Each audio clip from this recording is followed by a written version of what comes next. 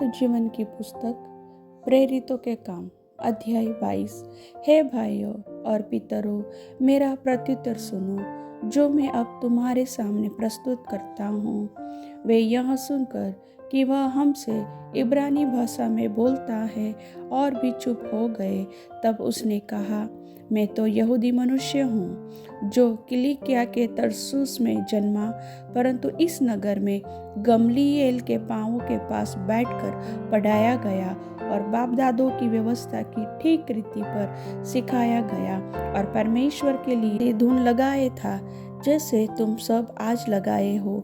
मैंने पुरुष और स्त्री दोनों को बांध कर और बंदी गृह में डाल कर इस पंथ को यहाँ तक सताया कि उन्हें मरवा भी डाला। इस बात के लिए महायाजक और सब पुराने गवाह है कि उनसे मैं भाइयों के नाम पर चिट्ठियां लेकर दमिश्क को चला जा रहा था कि जो वहां हो उन्हें भी दंड दिलाने के लिए बांध कर यरूशलेम लाऊं। जब मैं चलते चलते दमिश्क के निकट पहुंचा तो ऐसा हुआ कि दोपहर के लगभग एकाएक एक बड़ी ज्योति आकाश से मेरे चारों ओर चमकी और मैं भूमि पर गिर पड़ा और यह शब्द सुना, हे शाऊल, तू मुझे क्यों सताता है? मैंने उत्तर दिया, हे प्रभु, तू कौन है? उसने मुझसे कहा, मैं यीशु नाज़री हूँ जिसे तू सताता है। मेरे साथियों ने ज्योति तो देखी, परंतु जो मुझसे बोलता था उसका शब्द न सुना। तब मैंने कहा, हे प्रभु, मैं क्या करूं? प्रभु ने मुझसे कहा, उठकर दमिश्क में जा और जो कुछ तेरे करने के लिए ठहराया गया है वहां तुझसे सब बता दिया जाएगा। जब उस ज्योति के तेज के मारे मुझे कुछ दिखाई न दिया तो मैं साथियों के हाथ पकड़े हुए दमिश्क में आया। तब हनन्याह नामक व्यवस्था के अनुसार एक भक्त मनुष्य जो वहां रहने वाले सब यहूदियों में सुनाम था मेरे पास आया और खड़े होकर मुझसे कहा, हे भाई शाऊल, फिर देखने लग। उसी घड़ी मेरे नेत्र खुल गए और मैंने उसे देखा। तब उसने कहा, हमारे बाप दादों के परमेश्वर ने तुझे इसलिए ठहराया है कि तू उसकी इच्छा को जाने और उस धर्मी को देखे और उसके मुंह से बातें सुने, क्योंकि तू उसकी ओर से सब मनुष्य के सामने उन बातों का गवाह होगा जो तूने देखी और सुनी है। अब क्यों देर करता है? उठ, बपतिस्मा ले और उसका नाम लेकर अपने पापों को धो डाल।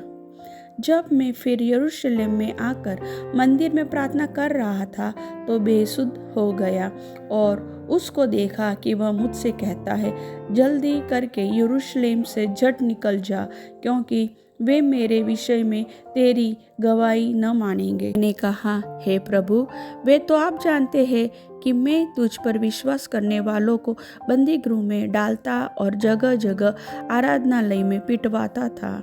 जब तेरे गवाह स्तिफनुस का लहू बहाया जा रहा था तब मैं भी वहां खड़ा था और इसी बात में सहमत था।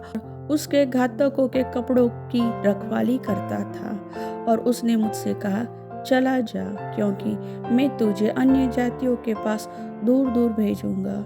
वे इस बात तक उसकी सुनते रहे। तब ऊंचे शब्द से चिल्लाए, ऐसे मनुष्य का अंत करो, उसका जीवित रहना उचित नहीं। जब वे चिल्लाते और कपड़े फेंकते और आकाश में धूल उड़ाते थे तो पलटन के सरदार ने कहा, इसे गढ़ में ले जाओ, कोड़े मार कर जांचो कि मैं जानूं कि लोग किस कारण उसके विरोध में ऐसा चिल्ला रहे हैं। जब उन्होंने उसे तस्मों से बांधा तो पौलुस ने उस सूबेदार से जो पास खड़ा था कहा, क्या यह उचित है कि तुम एक रोमी मनुष्य को और वह भी बिना दोषी ठहराए हुए कोड़े मारो? सूबेदार ने यह सुनकर पलटन के सरदार के पास जाकर कहा, तू यह क्या करता है? यह तो रोमी मनुष्य है। तब पलटन के सरदार ने उसके पास आकर कहा, मुझे बता, क्या तू रोमी है? उसने कहा, हाँ। यह सुनकर पलटन के सरदार ने कहा, मैंने रोमी होने का पद बहुत रुपये देकर पाया है। पौलुस ने कहा, मैं तो जन्म से रोमी हूँ। तब जो लोग उसे जांचने पर थे वे तुरंत उसके पास से हट गए, और पलटन का सरदार भी यह जानकर कि यह रोमी है और मैंने उसे बांधा है, डर गया।